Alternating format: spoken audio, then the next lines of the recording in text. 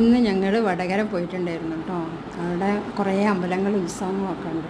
അപ്പോൾ വരുന്ന വഴിക്ക് ഒരു ഭരണീൻ്റെ ഇത് കണ്ട് റോഡിൽ വെച്ച് വിൽക്കുന്ന.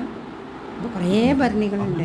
നല്ല വില എല്ലാത്തിന്, നല്ല ഷേപ്പുള്ള നല്ല ടൈപ്പൊക്കെ ഉണ്ട്. അപ്പോൾ ഓരോന്നിനും വില ചോദിക്കുമ്പോൾ ചിലതിന് 300, ചിലതിന് 200 അങ്ങനെയൊക്കെയാണ്. അങ്ങനെ ഞങ്ങൾ അവിടുന്ന് നല്ലത് നോക്കിയിട്ട് 2 ഭരണി വാങ്ങി. പിന്നെ തൊട്ടടുത്ത് തന്നെ ഒരു നഴ്സറി ഉണ്ടായിരുന്നേ, ഇതിൻ്റെ ചെടീൻ്റെ.